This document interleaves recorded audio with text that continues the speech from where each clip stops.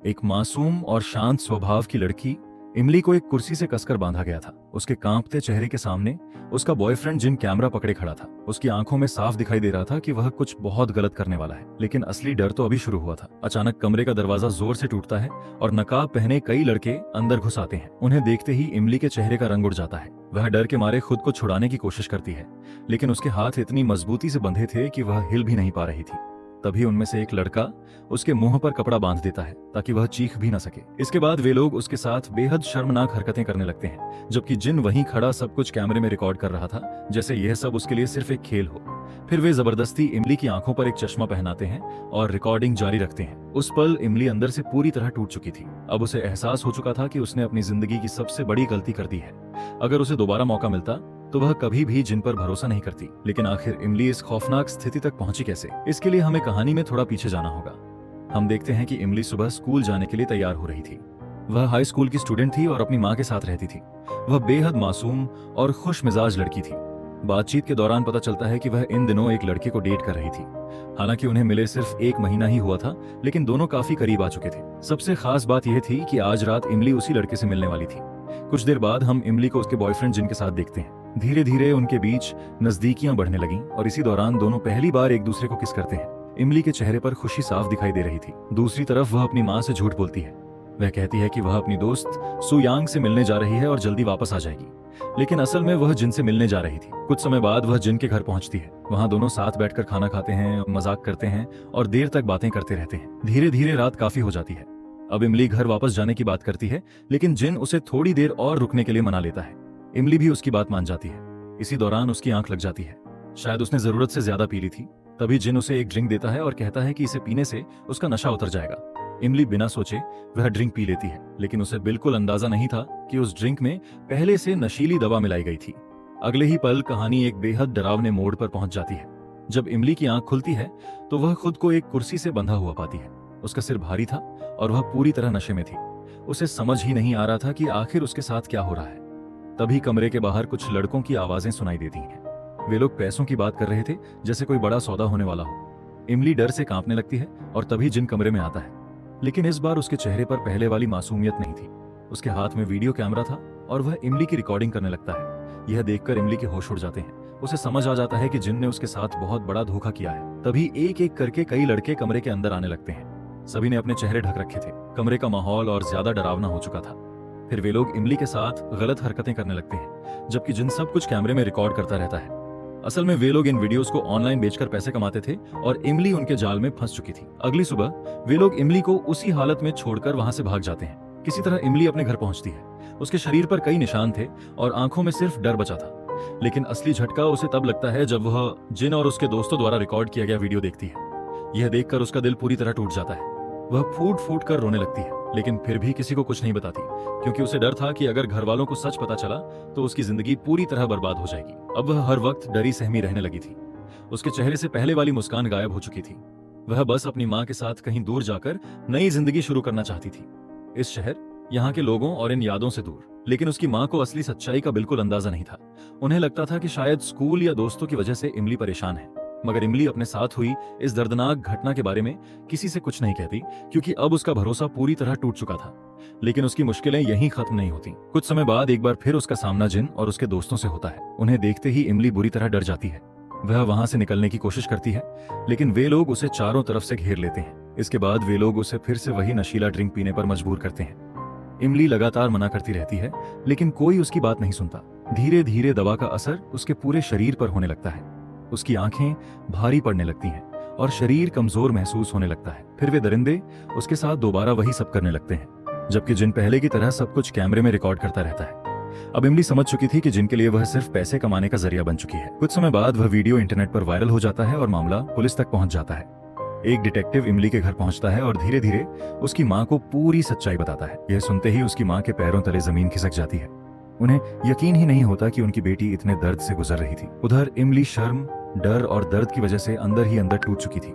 Detective बताता है कि इस मामले में कुछ लोगों को गिरफ्तार किया गया है, लेकिन तब तक यह एक बड़ा स्कैंडल बन चुका था। उस वायरल वीडियो सीरीज का नाम मैरिनेट था और इमली का वीडियो भी उसी नाम से इंटरनेट पर फैल चुका था। पूरा स्कूल इस घटना की चर्चा कर रहा था और आखिरकार उन 5 हाई स्कूल लड़कों को गिरफ्तार कर लिया जाता है। जिन ने पैसों के लालच में इमली का वीडियो एक गंदी वेबसाइट को बेच दिया था। हालांकि पुलिस ने कई लोगों को पकड़ा, लेकिन सबूतों की कमी और उनकी कम उम्र की वजह से मामला पूरी तरह खत्म नहीं हो पाया। इसी कारण डिटेक्टिव को हमेशा लगता रहा कि इस पूरे खेल के पीछे कोई बड़ा आदमी भी शामिल था। लेकिन इधर इमली की जिंदगी हमेशा के लिए बदल चुकी थी। उसके लिए स्कूल, दोस्त और पुरानी जिंदगी अब सिर्फ एक डरावनी याद बनकर रह गए थे। डिटेक्टिव आखिर में मिस हान और उसकी मां से कहता है कि उन्हें यह शहर छोड़ देना चाहिए, क्योंकि अब यहाँ रहना उनके लिए हर दिन एक नई तकलीफ बन चुका था। देखते ही देखते पूरे 10 साल गुजर जाते हैं। अब इमली की जिंदगी पूरी तरह बदल चुकी थी। वह अब अपने पुराने नाम से नहीं बल्कि मिस हान के नाम से जानी जाती थी। समय के साथ उसके दिल के जख्म थोड़े भर चुके थे। हालांकि अतीत की कुछ डरावनी यादें अब भी उसका पीछा करती थीं, लेकिन उसने अपनी जिंदगी को दोबारा संभालना सीख लिया था। अब मिस हान सियोल के एक स्कूल में टीचर बन चुकी थी। वह बच्चों को पढ़ाती थी और बाहर से उसकी जिंदगी बिल्कुल सामान्य दिखाई देती थी। यहाँ तक कि उसकी जिंदगी अब शादी के मुकाम तक पहुंच चुकी थी। उसकी सगाई हो चुकी थी और पहली बार ऐसा लग रहा था कि शायद उसे आखिरकार सुकून भरी जिंदगी मिल जाएगी। एक दिन स्कूल में सभी स्टूडेंट्स को उनके एंगेजमेंट के बारे में पता चल जाता है। इसके बाद बच्चे खुशी खुशी उन्हें बधाई देने लगते हैं। तभी वे बताते हैं कि क्लास लीडर किम ने टीचर रूम के बाहर उनकी बातें सुन ली थी। यह सुनकर मिस हान हल्का सा मुस्कुरा देती है। एक दिन मिस हान स्कूल में देर तक काम कर रही होती है। उसी दौरान वह अपने मंगेतर से फोन पर बात कर रही थी। तभी अचानक उसकी नजर टेबल पर रखी कॉफी पर पड़ती है। उसके साथ एक छोटा सा नोट रखा था जिस पर लिखा था, नई जिंदगी के लिए बधाई। नीचे किसी नंबर 1 फैन का नाम लिखा था। पहले तो मिस हान को थोड़ा अजीब लगता है, लेकिन वह ज्यादा ध्यान नहीं देती और आराम से वही कॉफी पी लेती है। लेकिन उसे बिल्कुल अंदाजा नहीं था कि यही छोटी सी चीज उसकी जिंदगी को फिर से अंधेरे में धकेलने वाली है। अगली सुबह जब हम मिस हान को देखते हैं तो उसकी हालत बेहद अजीब लग रही थी। ऐसा लग रहा था जैसे वह पूरी रात स्कूल की डेस्क पर बेहोश पड़ी रही हो। तभी स्कूल लीडर किम वहां आता है और उसे उठाता है। मिस हान घबरा कर उठती है क्योंकि मॉर्निंग असेंबली का समय हो चुका था। वह जल्दी से किम को क्लास में जाने के लिए कहती है, लेकिन तभी उसकी नजर अपने हाथ पर पड़ती है। उसकी कलाई पर गहरे निशान बने हुए थे, मानो किसी ने उसे कसकर बांधा हो। अब वह धीरे धीरे बेचैन होने लगती है। वह तुरंत वॉशरूम की तरफ जाती है, लेकिन उसे खुद समझ नहीं आ रहा था कि पिछली रात आखिर हुआ क्या था। तभी अचानक उसके फोन पर एक मैसेज आता है। मैसेज भेजने वाला खुद को मास्टर कहता है। यह नाम पढ़ते ही मिस हान के अंदर अजीब सा डर पैदा होने लगता है, लेकिन अगले ही पल उसके होश उड़ जाते हैं, क्योंकि उस मैसेज के साथ कुछ तस्वीरें और वीडियो भी भेजे गए थे। वीडियो में साफ दिखाई दे रहा था कि पिछली रात उसके साथ कुछ बेहद गलत हुआ था। उसे कुर्सी से बांधा गया था और ठीक उसी तरह उसकी रिकॉर्डिंग की गई थी जैसे सालों पहले इमली के साथ हुआ था। अब मिस हान का अतीत एक बार फिर उसके सामने खड़ा था।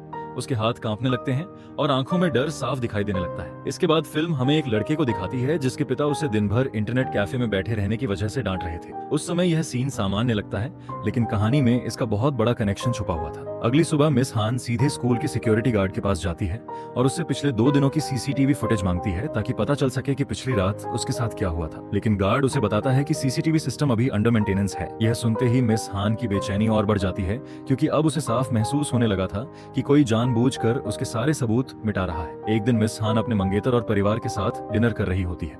बाहर से सब कुछ सामान्य दिखाई दे रहा था। सभी लोग हंसते बोलते हुए खाना खा रहे थे और मिस हान भी खुश नजर आ रही थी। तभी अचानक उसके फोन पर एक नया मैसेज आता है। मैसेज देखते ही उसके चेहरे का रंग उड़ जाता है, क्योंकि वह फिर उसी मास्टर का था। इस बार वह उससे बेहद निजी सवाल पूछता है और उसकी तस्वीर भेजने के लिए कहता है। अब मिस हान पूरी तरह घबरा जाती है। उसे डर था कि अगर उसने उसकी बात नहीं मानी तो शायद वह पुरानी तस्वीरें और वीडियो सबके सामने वायरल कर देगा। इसी वजह से वह तुरंत बहाना बनाकर वॉशरूम में चली जाती है। वहां उसके हाथ कांप रहे थे और आंखों में डर और बेबसी साफ दिखाई दे रही थी। लेकिन आखिरकार मजबूरी में उसे मास्टर की बात माननी पड़ती है और वह उसे अपनी निजी तस्वीर भेज देती है। अब मिस हान को साफ समझ आ चुका था कि कोई इंसान उसके अतीत का इस्तेमाल करके उसकी नई जिंदगी बर्बाद करना चाहता है। इसके बाद मिस हान सीधे उसी डिटेक्टिव के पास जाती है जिसने सालों पहले इमली की मदद की थी। वही डिटेक्टिव जिसने उसके पुराने केस की जांच की थी। अब मिस हान उससे जिन के बारे में पूछती है, क्योंकि उसे पूरा शक था कि वही मास्टर बनकर उसे मैसेज भेज रहा है। डिटेक्टिव भी मामले को गंभीरता से लेना शुरू कर देता है।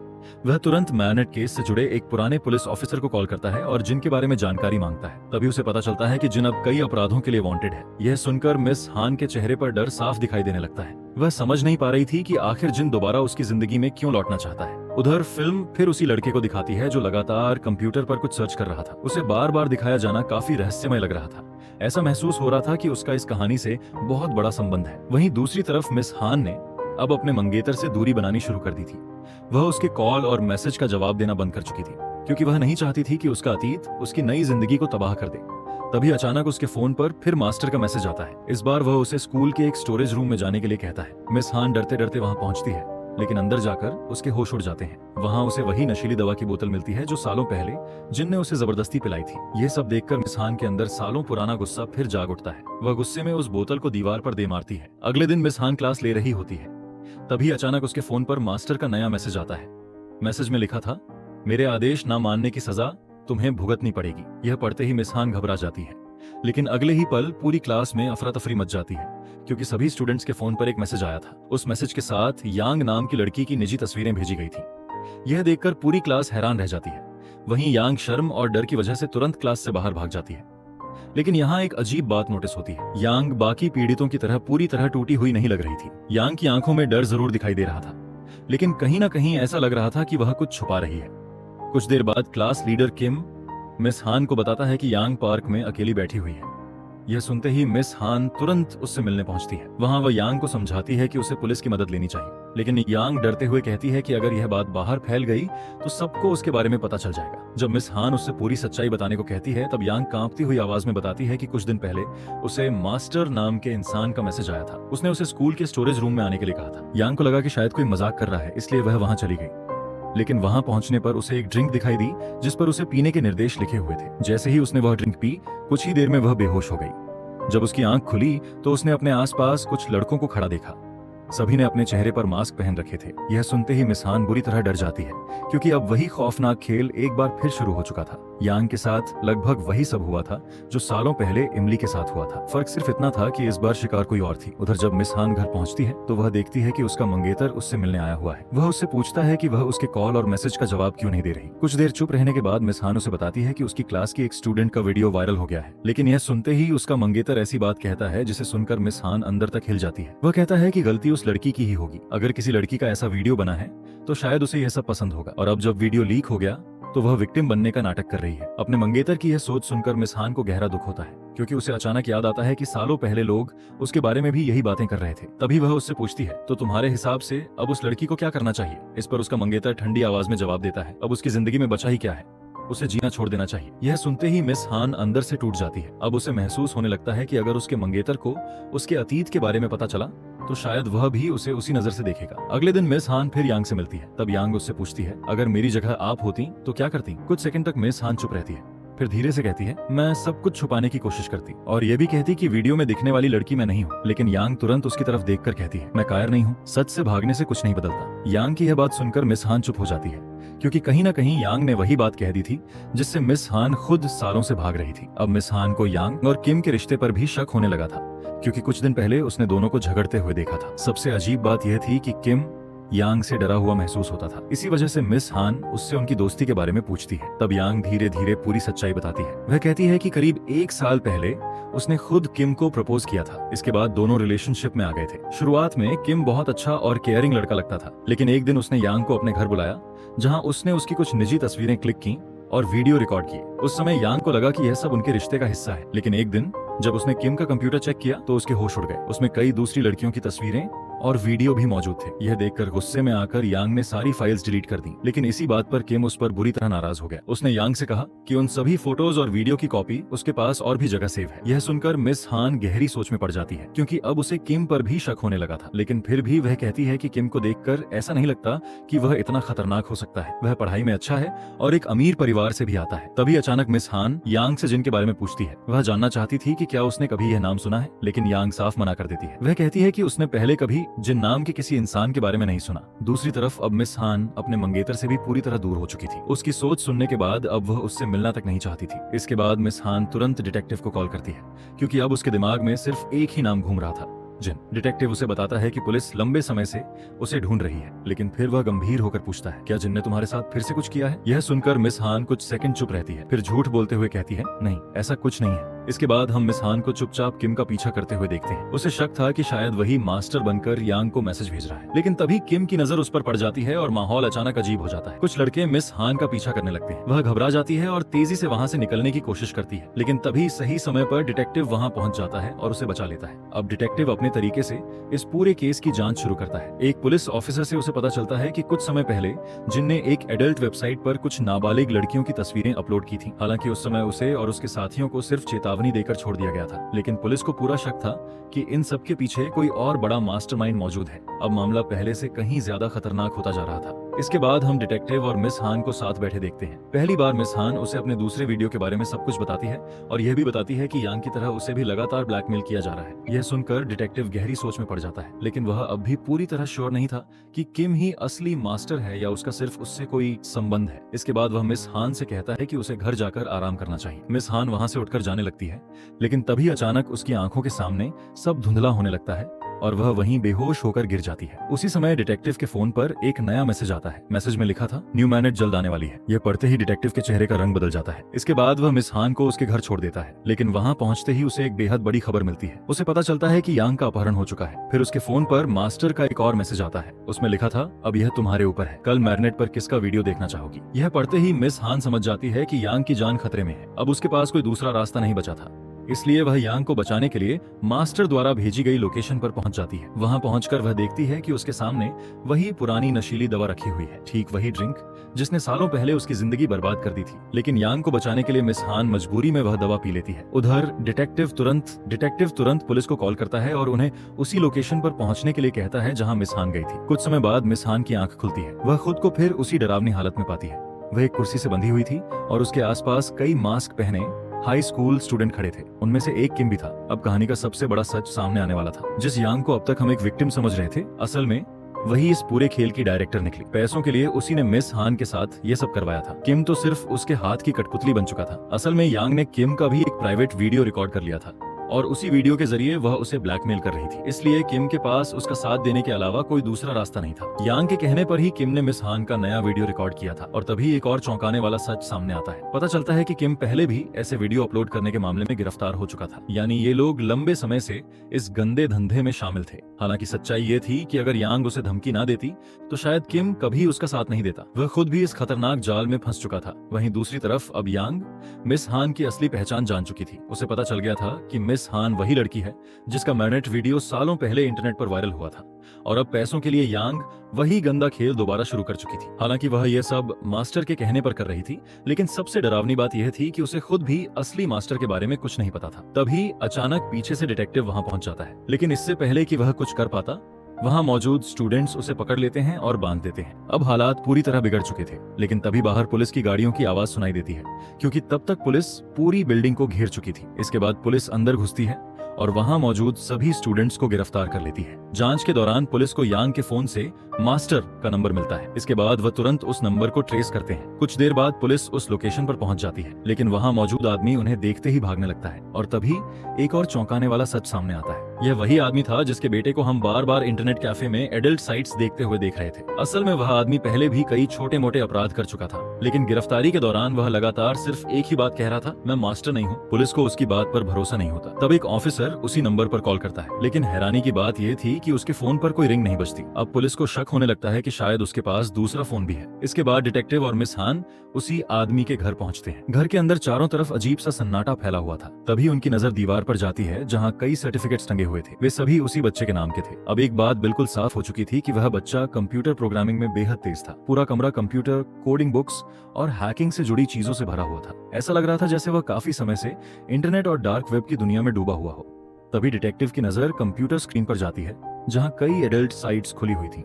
अब उसका शक और गहरा हो जाता है। वह तुरंत मास्टर वाले नंबर पर कॉल करता है और अगले ही पल उसी कमरे में रखे बच्चे के फोन पर रिंग बजने लगती है। यह देखकर मिस हान और डिटेक्टिव दोनों हैरान रह जाते हैं, क्योंकि अब सबसे बड़ा सच सामने आ चुका था। असल मास्टर कोई बड़ा अपराधी नहीं, बल्कि वही छोटा बच्चा था। वही बच्चा जिसने मिस हान की जिंदगी को दोबारा अंधेरे में धकेल दिया था। सबसे डरावनी बात यह थी कि उसके लिए यह सब सिर्फ एक गेम था। उसे किसी इंसान की भावनाओं या दर्द से कोई फर्क नहीं पड़ता था। और हैरानी की बात यह थी कि उसके पिता को इन सब चीजों के बारे में कुछ भी पता नहीं था, लेकिन उसकी उम्र कम होने की वजह से उसे बड़ी सजा नहीं मिल सकती थी। उधर कोरियन कानून के नियमों की वजह से पकड़े गए स्टूडेंट्स को भी ज्यादा सजा मिलने वाली नहीं थी। इसी बीच एक दुखद खबर सामने आती है। किम पूरी तरह टूट चुका था। स्कूल, मीडिया और समाज में हर तरफ लोग उसे नफरत की नजर से देखने लगे थे। आखिरकार इस दबाव को सहन न कर पाने की वजह से किम अपनी जान दे देता है। फिल्म के आखिर में डिटेक्टिव मिस हान से कहता है, मैं बस यही उम्मीद करता हूँ कि अब हम दोबारा ऐसी हालत में ना मिले। मिस हान हल्का सा मुस्कुराती है और इसी के साथ यह फिल्म खत्म हो जाती है।